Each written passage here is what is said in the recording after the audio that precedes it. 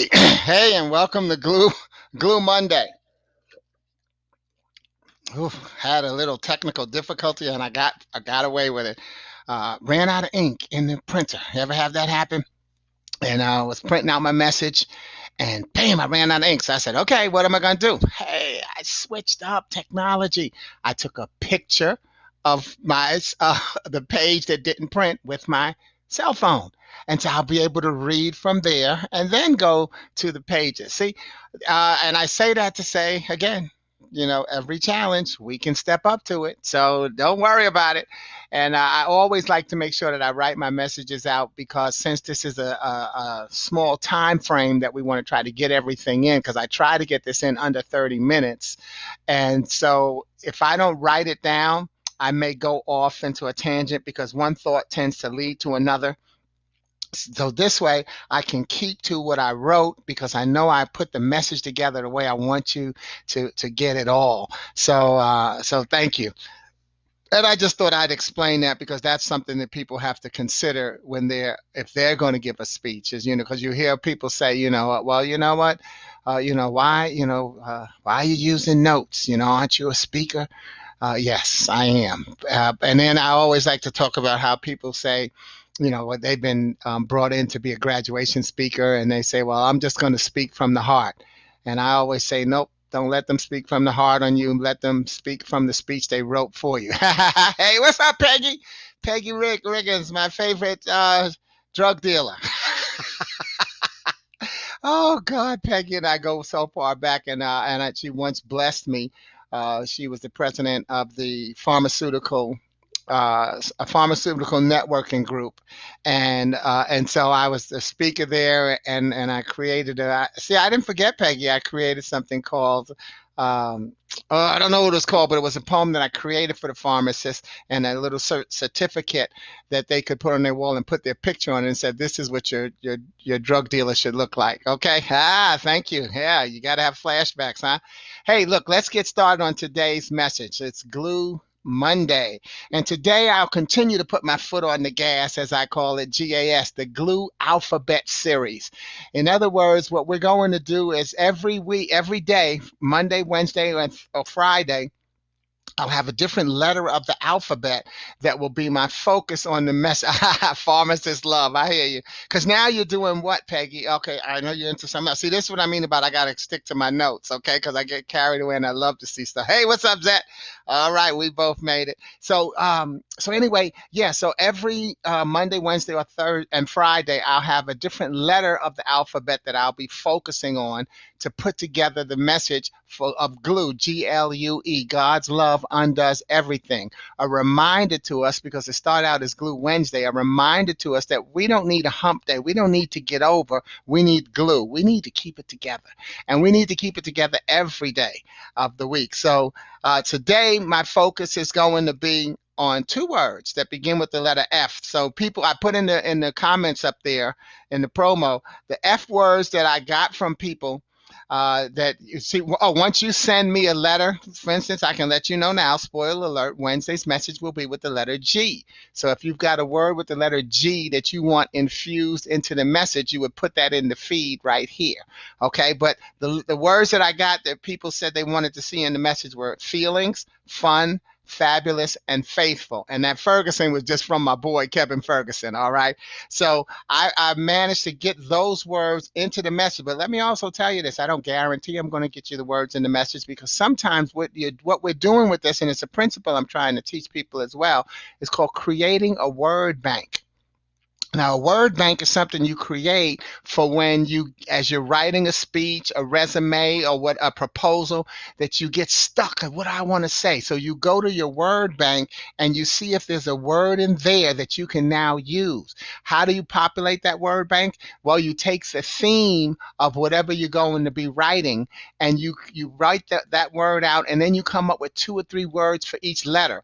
Especially if the word is kind of long, what I say is take the vowels out and just come up with words that begin with the letters from the consonants, and then you can do it. But sometimes if it's like maybe a four letter word, and it's like the word FOUR. If you took the vowels out, you'd only have F and R left. So I would go with words for F, O, U, and R, okay? But that's how you create your word bank. And that's what I do when people send me words. They become a part of my word bank so that when I get to, I'm doing the message and I say, oh, what could I be talking about? Ah, here's a word. Somebody told me they wanted to get feelings in there. Here's where I can talk about feelings and how it affects the message that we are delivering today, okay? So that's what you do with your word bank. Also, the words in the word bank, you do not have to use those words. That's the beauty of the word bank. They can spark another word for you because sometimes there could be a word there. Like I said, Kevin sent me, he put Ferguson as an F word as his last name, but I said, maybe I'll decide to write something about the incident that happened at Ferguson. Maybe now there's a way to talk about injustice without having to say the name. See, so that's what you want to do with your word bank. Okay, so that's the formula. So let's move on because today our focus is on two words. One is finish, and the other word is fundamental. All right. So first, we're going to talk about finish. Now, a multi of negative self-talk at some time in our lives, and if you're right there now, that's okay. Maybe right now you're doing some negative self-talk, but all you've done is really join the multitudes before you. But hopefully, I'm here to give you a formula to pull you out of it and even pull a few who've returned to the hole out. Because, see, sometimes we get in the negative self-talk hole and then we get out, but then we go back in. So this formula, maybe this will help pull some of those people who have gone back in as well. Many people say it's okay to talk to yourself, but if you answer yourself, you're crazy. I say it's okay to talk to yourself, and it's imperative that you answer yourself. Because if you don't answer yourself, then you're crazy. If you won't answer you, why would someone else? See, because when you ask yourself a question, aren't there three sides to every question? Mine's, yours, and the truth. And don't you know all three sides when you ask yourself a question? You know if it's a valid question. You know what really happened, and then what lie is being told, and then you know how you feel about it. So you know all three aspects of the question. Who's going to come up with a better answer than you? Not always the case, but mostly the case. But it makes the case for the fact that you need to answer yourself. There's nothing wrong with that. And that's where our word today, finish, comes in. Because when we're talking about negative self-talk, that's a part of, I want to show you how to finish those sentences. So here are 6 thoughts that could easily pop up in your head, along with 6 ways to finish those half sentences. Now, the reason I call them half sentences is because one of the first things we need to do is take the period out and add, or take the period and add 2 dots to it. Now, if you know your punctuation, if you add 2 dots after a period, what you've actually done is created what's called an ellipsis.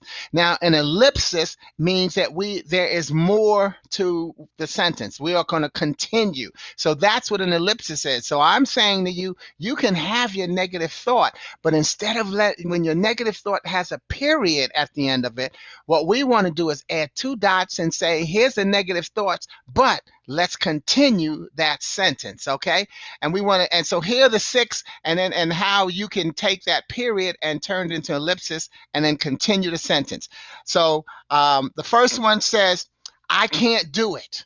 See, there's one of those things, I can't do it. Well, here's how you continue that sentence. I can't do it right now because I don't have the proper tools, which could be physical, mental, spiritual, financial, or another reason, but not because I refuse to try. See, maybe I can't do it, but it won't be because I refuse to try. So did you see how I finished that thought?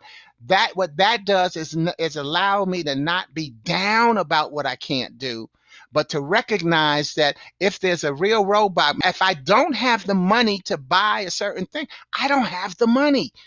See, so why do I need to beat myself up about that? What I need to do is figure out, okay, why don't I have the money? How can I get the money? And see, now you've got a conversation with yourself that's making you look for positive solutions rather than feeling bad about what you do not have. Because, hey, we don't always have it. We can't always do it. But we have to have a can spirit. CAN, cancel all negativity. Don't be negative about what you cannot do. Be positive about the roadblock so that you can find the solution to get around the block. The next one, I won't make it. See, there's that. I won't make it. Here's how you continue that sentence. I won't make it, but that doesn't mean I'm a failure. I won't make it, but that doesn't mean I'm a failure. I gave it my best try, understanding that there are days where my best can be beaten by someone else's best. You see, now, am I saying this is clinical stuff? And I sat and thought about this, but aren't you seeing that there's a pattern that you can find a way to say, wait a minute, I've got to come up with a positive to minimize this negative. Instead of letting that be a period, I'm going to come up with my ellipsis. What does that require you to do? It requires you to slow down, focus on yourself, think about who you are, how wonderful you are, and come up with a solution. Your track record says that when you've done that, you've come up with the solution. And that's what we want to get to, okay? So I won't make it, but that doesn't mean I'm a failure. I gave it my best try, understanding that there are days where my best can be beaten by someone else's best. And see, I'll talk about it later, but one of the things that I do, for instance, I don't compete with anybody else. For somebody to beat me, they've got to have their best day ever. And so I'm not feeling bad about somebody that beat me. I'm like, whoa, they beat me? Well, hey, they had a day that they played out of their mind. And therefore, they deserve to beat me this time. Because you know what? When I have my best, I can't be beaten. And so therefore, if someone beat me, well, they had their best. And that was the only reason I didn't beat them that time. We'll see what happens the next time. The next negative, self-talk. It'll never happen. Have you ever said it? Oh, it'll never happen. Well, let's turn that into a full sentence. It'll never happen in my lifetime. Yet that doesn't mean I shouldn't contribute to making myself a positive part of history. And actually, that's one of the thoughts that I thought about. I could have connected with Ferguson, with the events that happened in Ferguson. Yeah, we may not see the justice come to the people that are having injustices done to them. For instance, as in Ferguson, the borderline challenges, kids being put in cages and stuff. See, we never a female president. We may never see that. It may never happen in our lifetime, but we should still do the positive things that feed that need for this change in society, and to right the challenges, not the wrongs, but to right the challenges and the misdirections that our world is going in right now. We always hear people say, I want my kids to have it better. Well, if you want your kids to have it better, you've got to do something positive now so that it feeds into the results that your kids are going to get. You see where I'm coming from? All right. So that's the key. So it'll never happen in my lifetime, but that doesn't mean I give up. Yet that doesn't mean I shouldn't contribute to making myself a positive part of history. Because if you look back, you know what I watched last week, I watched Self-Made, Madam C.J. Walker's story, and and there's so many different conversations you can have about that, but you can see that even as it started out, where the person who she worked for with the hair formula said, "Oh no, you can never be a hair salesperson," and so when Madam C.J. Walker told the story, oh, she said, okay, well, and I'm sorry, I lost track. Madam C.J. Walker kept talking about her legacy. She told her daughter, I need you to have kids because I want my legacy. She kept saying her legacy. I want to help women get jobs. I want to, she kept talking to, she said, I might not see it, but I want to plant that seed so someone else can happen. You are planting some seeds that are going to bloom, and you don't have to be there when it happens. It's just like when we say we miss a loved one, mother, father, someone that died, and we think, oh, I wish they could be here to see this happen now. You see? Okay. Next negative self-talk sentence. You can replay this and hear those again. That's why I said, let me move on. The next one is, they'll never choose me. Woo, how often they'll never choose me. That's just a paragraph. Here's the end of that sentence. They'll never choose me but they'll remember me when their competition does. Now that's something that you could use when you're going for a job interview. Yeah, no, they'll never choose me. I don't have the right clothes. I don't have the right resume. I don't have the background, the education. They'll never choose me, but they'll remember me when their competition does. And that's what you've got to realize sometimes when you're looking for employment, is that even as you look at the job requirements and you have 3 of the 4 requirements or 3 of the 5, and you say, oh, but I don't have all 5, so I'm not going to apply. No, your interview is about the 1 or 2 things that you don't have, because the 3 that you have, there's nothing to talk about. Your interview is how you had the nerve to apply for this job when you don't have these other 2 requirements. That's what the interviewer is going to want to know about.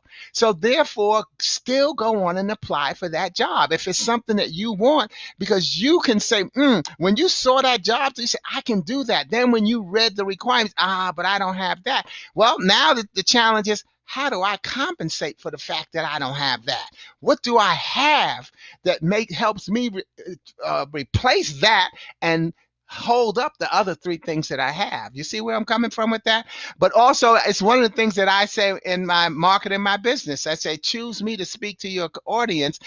They may not remember what I'll say, but they remember how I made them feel. So if you don't choose me and you choose another speaker, when you see me speaking somewhere, you say, oh man, I wish we had gotten him. That's the way I look at it. But that's the way you can look at it anytime you have a situation where you feel someone didn't choose you. They may not, where is it? They'll never choose me, but they'll remember me when their competition does choose me, because someone else will. The next one more. If I were only more like blank. Wow. See, sometimes we don't realize that that's negative self-talk. But when you say you want to be like someone else, that's negative self-talk. That's saying, I no longer want to be me. I don't have what it takes. But if I was someone else, then I'd make it. That's negative self-talk. You will only be successful when you choose to be yourself. That was part of the messages I used in my Toastmaster speech called The Greatest. And I say, greatness is in being who you are. You will only be successful when you choose to be yourself. So let's hear how we finish that sentence. If I were only more like blank, anyone else, I'd be less like me and probably wanting to be more like me. You see how that twists? If I were like Sporty, I'd be less like Carol. I saw my friend Carol Copeland Thomas on there. Hey, Carol, good to see you, one of my mentors. I'd be less like Carol, who's then be hoping that she'd be more like Sporty. See, once you decide to hope to be like someone else, you lose who you are. Then when something goes not the way you want it to go, you'll want to be like who you actually used to be. That person could be wanting to be you right now. The person you're thinking you want to be like could actually be wanting to be like you. Go on and enjoy being yourself, because when you celebrate you, you celebrate all of us, because you're an important piece of the puzzle. Now, this last sentence is actually negatized as a question. This is not one of those self-talk negative sentences, but this is a question. It says, what's the use? That's negative self-talk. What's the use? And it can add to all of what's the use? I can't do it. I won't make it. It'll never happen. If I were more like, what's the use? Well, here's how we finish that. What's the use? Actually, there are several uses, but I won't know where to stop if I don't start. If it turns out to be something I can't accomplish alone, I'll figure out who I need to help me. Okay, what's the use? Well, actually, I don't know. There are several uses. See, there's always more than one use. What's the use? I can't do it. Well, there's several uses. What is it that I'm lacking? What do I need to add to my team so that I can get it done? And that's what it's about. It's always about looking for the solutions. So those are 6 negative self-talk sentences that just needed to be finished. And the reason I chose to use, I've got a double use on finish, because see, as you listen to the negative self-talk, let remind you that no emotion is wrong. Feeling hopeless, depressed, fearful, happy, hopeful, fabulous, any emotion that comes over you is always okay. It's what you choose to do about it that puts it in the category of right or wrong in terms of the action's results. And see, that's wisdom in retrospect at its finest. Once you look back at the action that you took based on the emotion that you felt, which, because there's no wrong emotion. If you feel depressed, yeah, here's why I feel depressed. Well, now let me get focused on getting myself out of this depression. I'm afraid of what's going on. I'm afraid I'm going to lose my job because of this pandemic. Because companies are finding out that technology can replace me easily. So now when it's lifted, they might not bring me back. Why are you prophesying over something that you can't control? Number one. And number two, uh, how about focusing on, if that's a fact, well, what's my plan B? If that's a fact, it could get, because it could very well be, ladies and gentlemen. So yeah, you can be fearful of it, but now don't let the fear take over. Let that fear be something, okay, this could happen. So let me have a plan B in place. Let me get better at understanding technology. Because you know one thing technology will always need? Somebody to click on the switch. You know, so I want to at least be the person who's got the personal touch and the relationship with the person who's in charge of getting rid of people or keeping them. Say, hey, well, you know what? I love the way Sporty turns on the switch to the power. And so I'm keeping him. So that's important. Meanwhile, I created a session called How to Get an F in Leadership. And I'm still on the word finish. And where I lead the audience through the 5 fundamental F's that you need to be a leader: focus, faith, fun, friends, and freedom. I'm not going to, and each one of them breaks down into a different acronym. I'm not going to focus on and dissect those in this broadcast, but I mention them because what they do is they set up for what I call the biggest F, and that is finish. See, you have to finish. I don't have an acronym for finish, but it's a reminder to everybody that leaders finish. If you're going to be a leader, you have to finish what you're doing, because success requires repetition. And that's what leaders are good at doing, is repeating. They have lifted the bar, and they can finish and make it happen for them. And so that moves us to my other word for the function today is fundamental. And I fundamental, and I connect that to finish, because see, as leaders, we compete in school and life every day. See, so you're a leader. We are, whether in school or life, at a job, wherever, but you often compete with the thought of being number one in your class, your industry, your surroundings. And you have to ask yourself, what does it take to win? See, what does it take? See, the session I created called The Decision to Win. What does it take to win? Is it focus? Is it luck? Is it spirituality? Or is it just something that we have to decide to do every day? Make life choices based on who we are. You see how it connects to everything we've been talking about? So this Decision to Win session reminds us that each of us has what I call a personal win. WIN, what I need. Each of us has a personal win. There's something about you that makes you a winner that no one else can take away from you if you focus on being yourself. You see, when we focus on the basics, let me go back to this. I was going to say this. For instance, when the Bulls had a dynasty, a win for Michael Jordan, you remember, winning is personal. What I need, a win for Michael Jordan wasn't the rebounds, it was the points. A win for Dennis Rodman wasn't the points, it was the rebounds. As each member of the Bulls understood their personal win, now they put together a dynasty. You see that? So that's what you could be doing. If you know what your personal win is, you put together a dynasty on your team, at your family, any organization that you're a member of, because you know how to get your personal win. And if everyone is making sure that they get their win by not beating up their partner, then now the team goes forward. And when we focus on I call it focusing on the basics. When we focus on the basics, we fine tune the fundamentals. We're talking about fundamentals right now, and we're at the top of our game. And at that point, we gain comfort in knowing that we truly must compete only against ourselves. Because when we work at getting better, we always win. Right now, the competition is in getting better each day at this switch in your life choices, because that's what we're going through right now. It's a switch in our life choices. So in the word fundamentals, we find the word fun, F-U-N, which is one of my fundamental 5 F's, and that's F-U-N, friends, understand, needs. It's so important to keep finding ways to have fun right now and to plan to continue to do so. I know over the weeks I've been suggesting that you limit your time in watching the news to 15, 20, 30, 45 minutes, then being sure to watch some comedy or something you enjoy after the news, and especially before you go to bed. But this time, this Sunday, I heard a wonderful word preached by Pastor Stephen Furtick of Elevation Church on Sunday. He said, I don't watch the news, I check the news.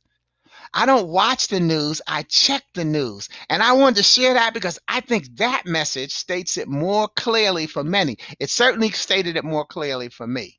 And so when we look at my acronym FUN, Friends Understand Need, what does it do? It reminds us what I've always said to you is choose your messengers carefully and recognize that you're being chosen as a messenger. But Stephen Furtick is one of my messengers. Choose your messengers carefully and understand the need to control your vocabulary rather than allowing your vocabulary to control you. Negative self-talk is your vocabulary controlling you. So change that period to an ellipsis, finish the sentence, be a leader, work on the basics, and that's what you're going to get a chance to do. Okay, so choose your messengers carefully. So as I close, I'm going to close with a poem that finished my first book, which is I Found Out I'm Dying, a celebration of life. See, people didn't finish reading the title. They got caught up in the headline, I Found Out I'm Dying, and they didn't read the subtitle, a celebration of life. Finish the thought and it'll make a difference in your life. So this poem that actually finishes the book, the poem at the end of the poem is an audience participation section. And since we're social distance listening, what I'm going to do when I get to that part, I'll ask you, I can't see you in your computer screen, so I'll ask you to whisper to your computer screen, and you'll see that I can guarantee you that there'll also be another smile if you go along with it straight through to the ending. So this is called Powerful 4-Letter Words. First, there's the F word. Second, the S word. Then there's the T word, which is sometimes used as a slang thing that women can have and men can appreciate. Definitely the D word. Closely followed by the C word. Lastly, there's the L word that explains the absence and underuse of the others. The L word, bringing people together for private sharing that can culminate in that church ceremony that brings tears to sensitive eyes. And as we push away from the self-inflicted genocide that shuns the use of these words, our future looks brighter. For we all enjoy the F word, free. Free to create, to speak, to touch, to feel. And we should feel like the S word every now and then. Safe. Safe among our own. To walk and talk and share our innermost dreams, for we need to embrace the T word. Trust. Trus. Who cares how you spell it or how you say it? Let's do it to one another more often. Brothers, crave the C word. Care. Care about what's really happening to our young words and take a hard stand on the D word. Dare. Dare to help them become men. Men that can lead, men that can last, men that can live, because it is the L word that explains the absence and underuse of the others. The L word, bringing people together for private sharing that can culminate in that church ceremony that brings tears to sensitive eyes. Lust. Lust can kill, and it's a power sapping 4-letter word. And as we push toward the use of powerful 4-letter words, our future looks brighter. So everyone, and this is the participation part, please whisper and repeat after me. Free, safe, trust, care, dare, Love. We changed love to lust. Remember that, ladies and gentlemen, everybody loves you. And in fact, this is how I close the book. It said, everybody loves you, but they can't take the time to tell you every day, every hour, every minute, every second, because it's more important that you take the time to love yourself. Get to know yourself and your gifts so that you can take your walk of faith with a sense of strength, pride, and confidence that understands the impact your spirit has on each life you touch. Your negative self-talk will roll over to a lot of people. Your positive self-talk is what we want to impact people the most. So I hope you enjoyed me and you joined me with whispering. And I hope you got tripped up on that last one where you were ready to say lust because it's what we heard at the beginning. And see, we didn't let ourselves finish the thought and follow the example and turn your lust into love. Make a difference in everybody's life. So, as you know, I've extended my glue broadcast during this quarantine pandemic to include Mondays and Fridays. So we're here on a Monday now. Our letter on, I'm sorry, if you want a PDF copy of today's poem that I just read, just email me your request to unclesporty@gmail.com. Don't put it in a thread. Email me to unclesporty@gmail.com and I'll send you a nice, colorful, commemorative poem of today's message. And if you go back and listen to any of the message, if you like any of those poems, just let me know and I'll send you that. Wednesday, we'll be using the letter G. So if you'd like a word that begins with the letter G included in the message, now that you want to put in the thread. So any word that begins with the letter G that you want to get into the message on Wednesday, put that in the thread. And it would be great, here's a G word, if I can co-author the message with you. Meanwhile, good to finish the fundamental blessing with you today. Remember, glue, Glue, God's love undoes everything. Have a safe and savvy week. Ciao.